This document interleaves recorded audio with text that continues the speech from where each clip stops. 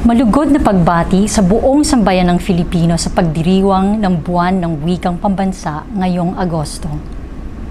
Para sa ating mga narito sa Alemanya, lalo na sa mga Pilipinong nagtatrabaho bilang profesional, mga nag-aaral at mga may bahay, mahalagang matutunan ang wikang Aleman. Sa katunayan, kinailangan ng marami sa atin ang matuto nito upang makapaghanap buhay at manirahan sa bansang ito.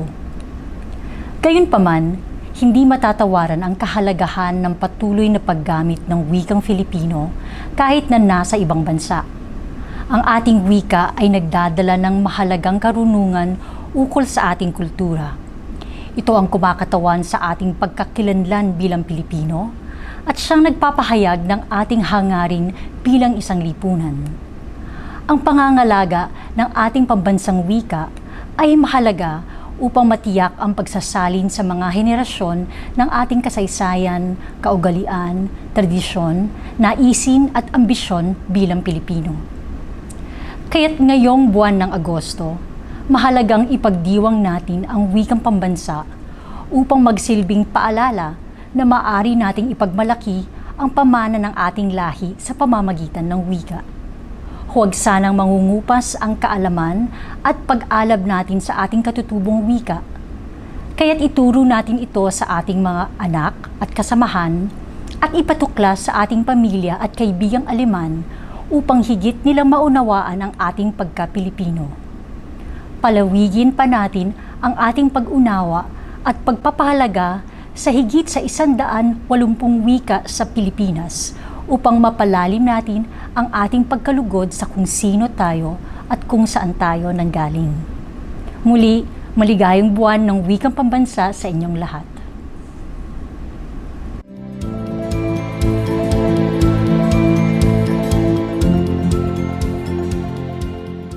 Mabuhay!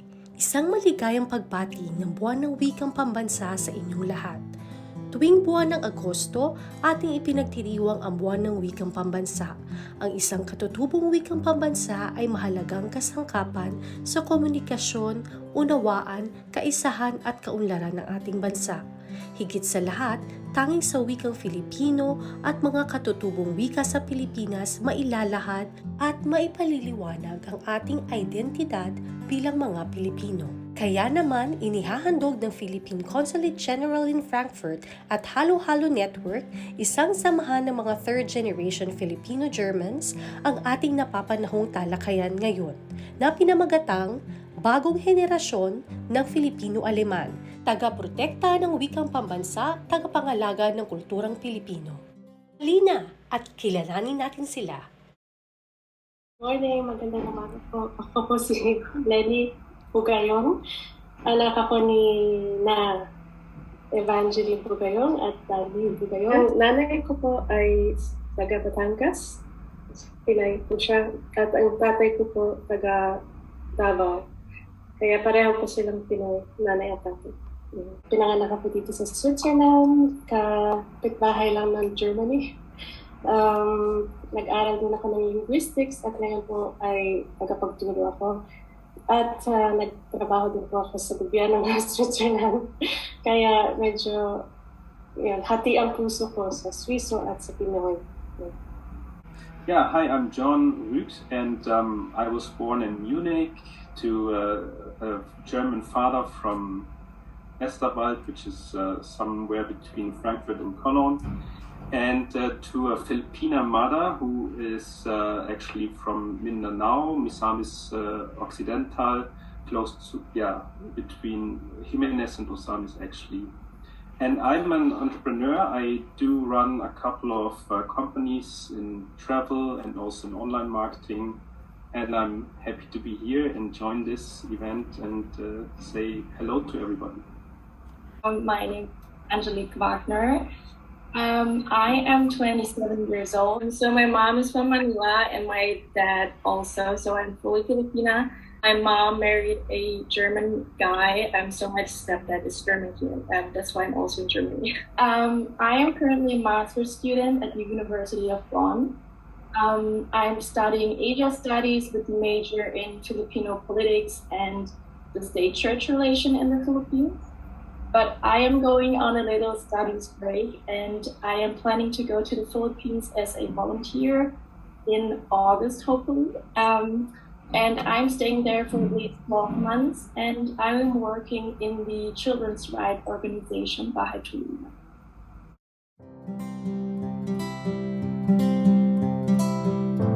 Yeah, my language proficiency is unfortunately pretty basic when it comes to Tagalog, because I've actually just started to learn it a couple of years ago. Actually, a professor in Hamburg was teaching some Tagalog courses via Zoom, and then I kind of started to also learn Tagalog then. And my proficiency in Bisaya is a little bit better. Every time I'm back in Cebu working with my teammates, I tend to learn more and more. And we say hinay hinay basta kanunay, so maybe one day I will be fluent in Bisaya. My mom spoke to me a lot in Tagalog since since we're here in Germany. But she stopped when I went to elementary school, so my Tagalog is not as good as it should be. I do still understand, I think, about 90% that is spoken. I can read very, very slowly, but I can read it. And I am currently participating in a Tagalog class, not the one in Hamburg, but the one in Berlin via Zoom. So yeah, I'm pretty fast in learning Tagalog since it's a very hard language, I would say. And for me, since Tagalog is very naturally, since I do understand most of it and all of the sentence to me, I already have in my head to speak. It's kind of confusing at the start because all the grammar things coming in, and it's hard to combine this naturally speaking and this now grammar and all the things that comes to it when you start learning Tagalog in university. So yeah, it was confusing at start, but I'm getting better, and I hope that my year in the Philippines will improve it as well. So that's one point of, or one reason why I go to the Philippines also. Okay, so that's a difficult question because you always have to judge yourself. I would say that I speak Filipino as my family language, but I should specify I speak Tagalog, and unfortunately I never learned my dad's language, Bisaya. I can understand a little bit. And I learned it because my mom speaks Tagalog. She's from Batangas, and my dad also spoke Tagalog because it's the national language of Filipino. So they spoke it at home, and then I learned it, but unfortunately I don't speak it at the level as somebody who was really studied in the Philippines.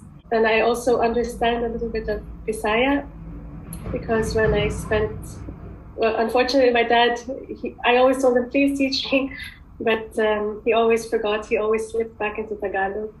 But when I'm with family, then they speak among themselves, and then I pick up little bits and pieces, and then after maybe 2 weeks I can say something myself. And then after a while I forget it again, or I'm just too shy. Yeah, so that is my long, I kind of regret that. But yeah, that's better than nothing.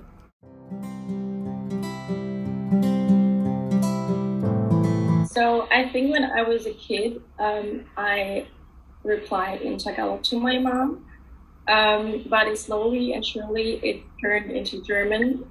So I'm speaking with my mom in German now. But I think when relatives talk to me, I reply in a very English-influenced Taglish, I would say. I know the words in Tagalog, but I don't know, automatically replace them with English words. So it's easier for me. And I think, as we already mentioned, I am a very shy Tagalog speaker, so it is easier for me to talk in English than or answer in English. But do you understand every time they talk to you in I understand it. everything? Yeah. Oh, that's great. Thank you, Miss Angelique. When my Filipino relatives speak to me, sometimes they get confused because they think that I can't speak Tagalog, so and then they speak to me in English, and then it's a bit weird. And then so I try to reply in Tagalog so that they remember, marunong pala siya, so okay lang. Because sometimes when they are uncomfortable, it makes it seem a bit strange. But I have to admit that also when I speak about scientific topics or if we talk about current events with my cousins, then it's sometimes easier to say it in English. So I'm a bit like Angelique, so it's like a very heavily influenced by English, Taglish. Yeah, and sometimes we just switch to English because it's easier. But I guess that's the same for everyone. But at home, when I was little, I also had a phase where I was speaking more and more German.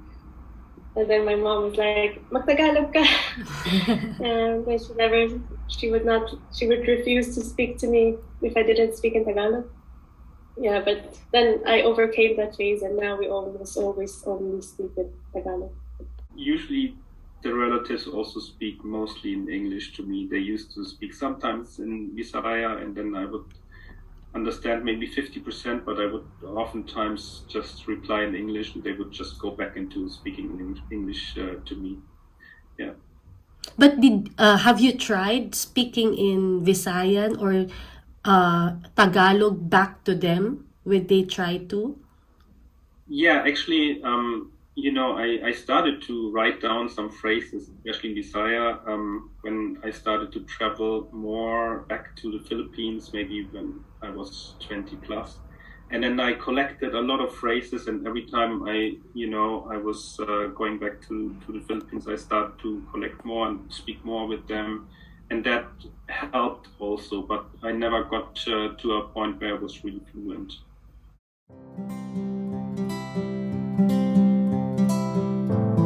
Apparently, when I was born, she thought that she would speak to her baby in English, like all Filipino mothers do. And when she came home from the hospital, I started crying, and then she was trying to make me stop by speaking to me in English, and then I would just never stop crying. And then finally she said, "Tumigil ka na nga."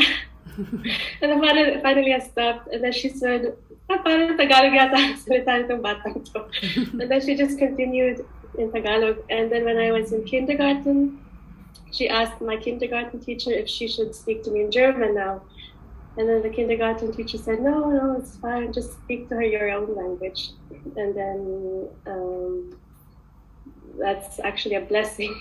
So she just did that, and I think her reasoning now is that she just wanted to speak naturally and the language that was closest to her heart. Yeah, and as for my father, he was actually, as for his own native language, he was a little bit, he kind of neglected it because, as I said, I always told him to teach me Bisaya, but he never did. But at the same time, he was a Tagalog teacher in Zurich. So he insisted that I learn Tagalog and that I take over his lessons and that I continue his lessons. So he was very adamant about continuing the Filipino national language. But as for his own mother tongue, he never really cared so much to continue that tradition. My mom was a very young mom when she came to Germany with me, so that influence that she didn't really figure out a concept or really attitude towards me speaking Tagalog or learning Tagalog. So she did an Ausbildung or Umschulung here in Germany, so she had to learn German as well, and I had to learn German in kindergarten. So it slowly but surely changed into speaking German or not speaking Tagalog anymore. And in the Filipino community where I grew up, actually, no parent teached or taught their kid in Tagalog. It was a very German socialized, I would say, community, as well as my personal socialization was very German influenced. So I had a whole German environment. So yeah, that's why my mom didn't really figure out a way really to teach me Tagalog. And I think the point with the community is that she didn't really have a role model which could really talk to her about the attitude or the concept to teach her child Tagalog. So it wasn't really a thing that she would really think about. When we were young, actually, my siblings and I, my mom was still speaking in Bisaya to us, and I still remember, for example, when she was singing some of the Kinderlieder, yeah, the children's songs in Bisaya to me, and I still remember some of them up to now. Can you sing a But song? I can start the first lines because I don't think I remember more. It's like Gagmay ani ni put nakiblat kiblat usahay pa taas usahay pa ubos saliwala sa kanit-ngit nakiblat kiblat Gagmay ani ni put nakakita sa mga bata, something like that. Wow! do you understand the meaning of the song, actually? Yeah, it's about a dragonfly flying around and shimmering and stuff like that, and lightning or something. Yeah, well, but I should ask my mom again about the real meaning, and then yeah, I can share this with you. So, sorry, we stopped you from there. You're telling us about that your mom is talking, singing songs for you, Yeah, and then once I started, I think with elementary school, she's kind of stopped speaking in Israel to me, and yeah, it's similar to what Angelique said. The Filipinas, at least in my mother's circle, also they were never teaching their children, or barely teaching the languages, neither Tagalog nor Bisaya.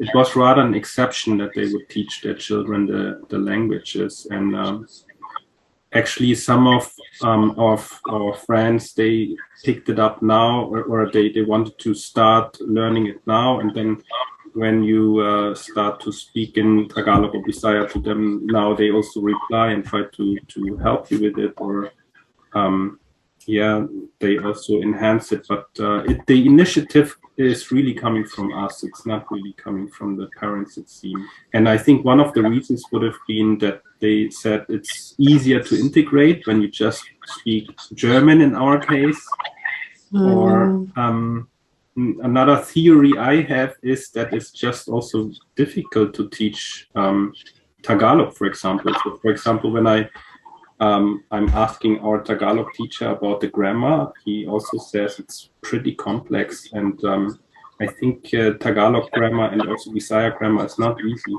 And if you're not a professional teacher, I think it's also pretty difficult to explain why this grammar is like this and that, and yeah, there might be more reasons why many Filipina and Filipino parents are not teaching the language in Germany, at least, or in Switzerland. I'm not sure if it's much different in English-speaking countries like the US or so.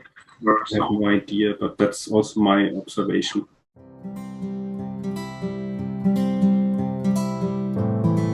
Well, I think most of the time I didn't really started to learn Tagalog, but to maintain already the Tagalog that I could speak or understand.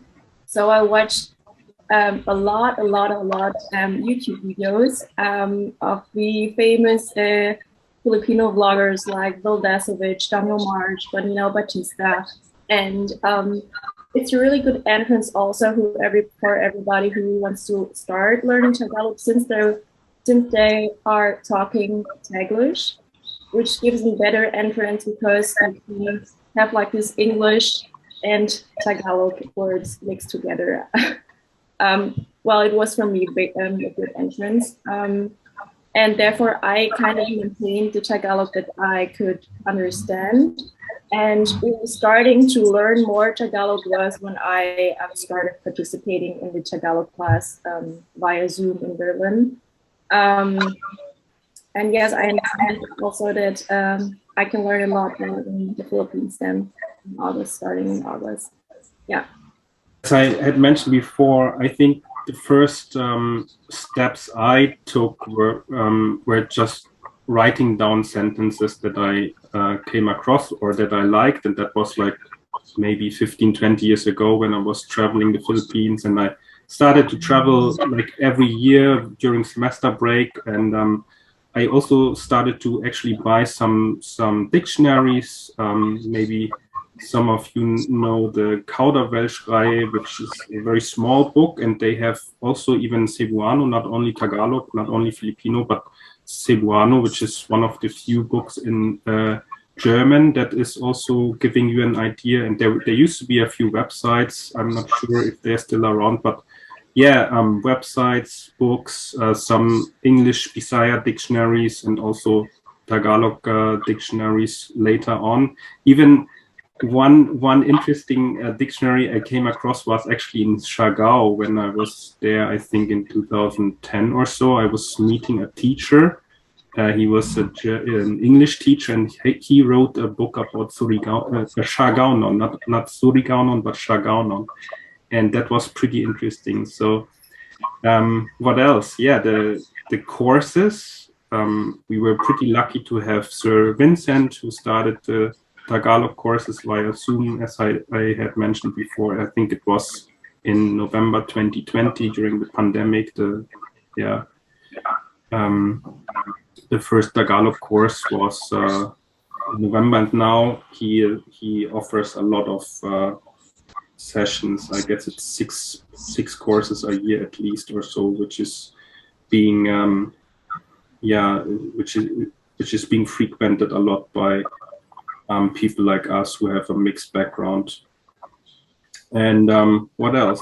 I think by speaking to my team members, for example, when I'm in the office, and sometimes I ask them, please translate this sentence from English into Bisaya. However, that is pretty rare because our business language is usually English. Actually, because I also work as a court interpreter, so as I said before, my Tagalog is not very deep, and sometimes I don't have the words for the legal terms, right? So what I do for myself is that I make a list of words that I need to know, and I have like an Excel sheet or just a spreadsheet where I put the words that I need to know, and then I build my terminology, and then I try to memorize that.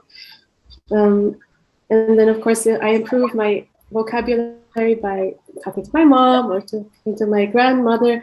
Unfortunately, she passed away, but then if your grandma is still alive, I think the last generation, they still really know those old words. So it's always nice to speak to old people. Then what helps me is when I watch films or movies. And for Bisaya, what I also try to do is I listen to songs, because then I can always repeat it, and then those words that I don't know, I try to write them down and then try to memorize them. And I also have a neighbor who teaches Bisaya, but I try to tell him to teach me more, but even they always slip back into Tagalog. So it's really difficult, especially if it's not Filipino to learn. And sometimes also for Bisaya, I feel like they're a little bit suspicious. Why does she want to learn Bisaya? It's like you don't know if they are, or they're not sure if I'm trying to mock them, or there's always this little hint of hesitation, I think, also because they don't have, the small, not the small, it's not small, but the non-standard languages, they have this, maybe also this minority complex, because they feel like they're only a dialect, but actually they can't believe that there's a genuine interest in learning their language. And even when white people, for example, try to learn Tagalog, then everybody's like, wow, he can say kumusta. But then they don't go beyond teaching them those basics, because they think, why do you want to learn it? You don't need, you can just speak English. So I think there's also many levels of, or hindrances or things that we need to overcome to really dive deep and learn. Tip for those who are abroad, I mean, when I say abroad, I mean in Europe, because I have a friend, she really learned Tagalog very well, even though she's Swiss. And what also helped her is that you can book a tandem partner online. So you can actually maybe have an appointment once a week with somebody who's in the Philippines and just teaching you Tagalog, so you can speak to them. Well, it's not really a tandem, but then you have like a private tutor in Filipino, and it's pretty affordable. And now with the new technology, it's so accessible. Yes, correct. That is true. With the partner, you can just really converse with each other and practice together.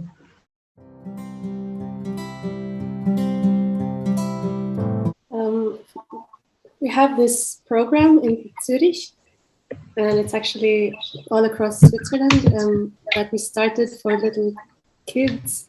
So it's called Kwentuhang Sabado. You can go online, kwentuhangsabado.com. And so we do a monthly reading session where we just have children from all over Switzerland who come there, and then we read them a book in Tagalog. And then we also do a little activity, and we try to really always speak to them in Tagalog. It's a bit difficult because not all the moms speak Tagalog and not all the kids speak Tagalog, but at least they hear it once a month, and then they know that it's not useless if they learn it, so they can really use it. And that's one thing. And for my son, I try to just speak it all the time, and it's difficult because I also want to teach him German and English, but I think just lead by example. So we have to speak more Tagalog, read more books, watch more movies, show them the history and the arts and culture. And I think John and Angelique also want to talk about halo halo.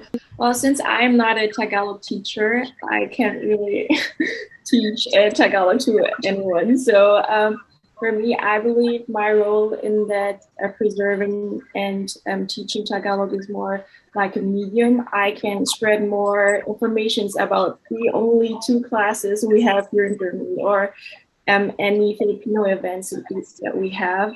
But also, since I'm a volunteer myself, and I actually know 4 volunteers that go to the Philippines or went to the Philippines, and they're all Filipino. So there is a desire in the younger generation to go to the Philippines for a longer period to learn more about the culture and learn more about the language. So I think doing this years abroad, or like this volunteering year to spread more information about it, would be a very good thing to do. To know that everyone has the option to go to the Philippines and learn it for themselves.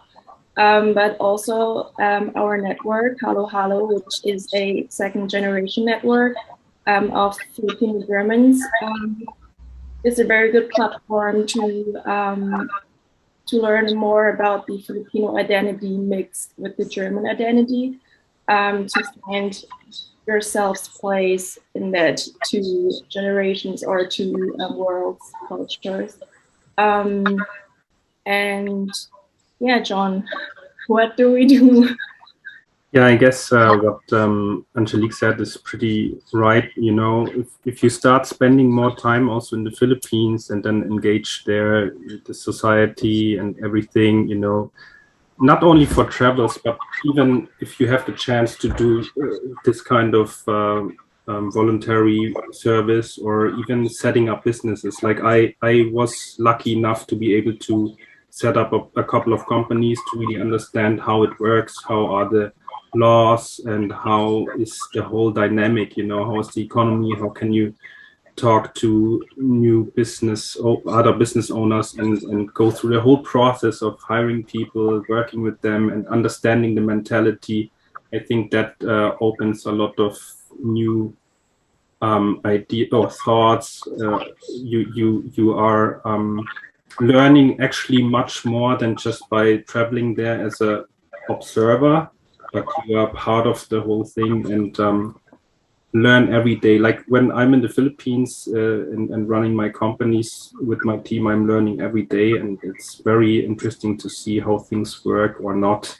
And having this mirror also for your, let's say, European upbringing or socialization, and thinking about how things are working in Europe maybe, and then compared to the Philippines. And yeah, apart from that, Lenny and Angelique have mentioned it already, the Halo Halo network, which was actually kind of an extension of the Tagalog course that some of our Halo Halo members were doing together with me also.